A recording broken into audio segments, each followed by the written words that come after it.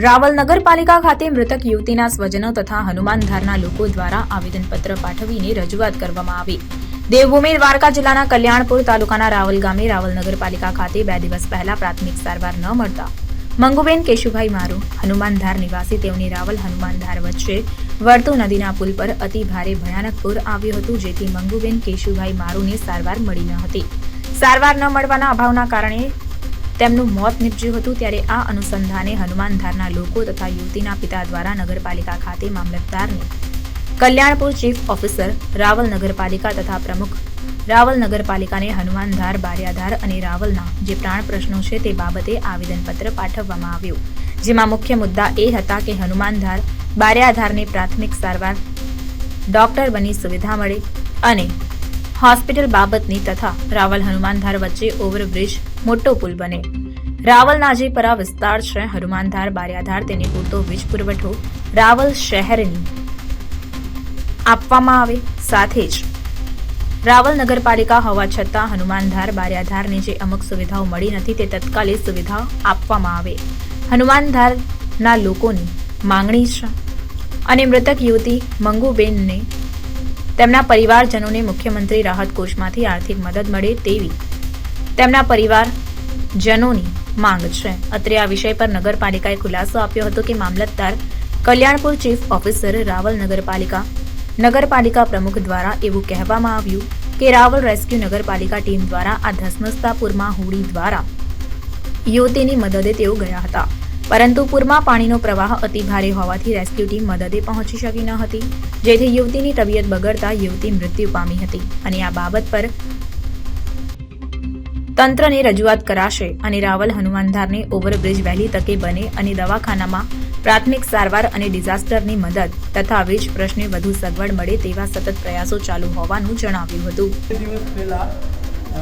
ભારે વરસાદ અને નદીમાં પૂર આવવાથી હનુમાનધાર અને રાવલની વચ્ચે જે નદીનું વહેણ છે તે વહેણમાં પુષ્કળ પાણી હતું અને હનુમાનધાર વિસ્તારમાં એક બેનને મેડિકલ તકલીફ થઈ, એટલે કે આંચકી ઉપડી અને એ લોકો હોસ્પિટલ જવા માટે મદદ માગી, પરંતુ સમયસર એને મદદ થતી નથી। ત્યાંથી પ્રયત્નો કરતા ટીમોએ ત્યાં પહોંચવા માટે પ્રયત્નો કર્યા, પરંતુ પાણી વધારે હોવાથી ત્યાં પહોંચી શક્યા નહીં અને એ બેનનું ડેથ થયેલું છે। આજરોજ એના અનુસંધાને હનુમાનધાર વિસ્તારના ઘણા બધા લોકો આવેદનપત્ર આપવા તે નગરપાલિકાએ આવેલા છે અને એમની રજૂઆત સાંભળી છે અને રજૂઆત અંગે અમે ઉપર કલેક્ટર મારફત ગાંધીનગર સુધી પહોંચાડવા અમે એ લોકોને ખાતરી આપી છે। વિશેષમાં જે એની જરૂરિયાત છે એ અંગે અમે એની કાર્યવાહી કરીશું।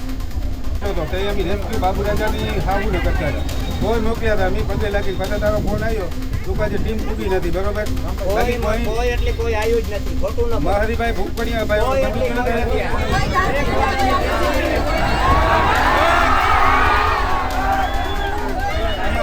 અમારા પર 2 ટીમ આવીને 2 આવી કોઈ નથી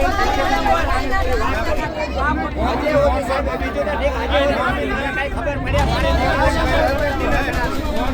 લાગતા નથી, તું એ મારો હકો લાગતા હોય તો તમે આવી હકો મારા દુશ્મન છો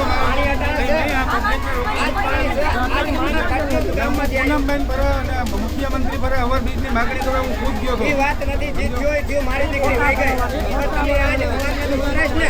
બરાબર આયા કઈ તમે મારી માને કીધું કે કાલ 2 વાગે આવું થોડું પાણી તમારી માનો તમારો વાત અલગ છે, તમે પ્રમુખ કેવા તમને જવાબ પ્રમુખ પર છે, તમારી માં છે કે તમે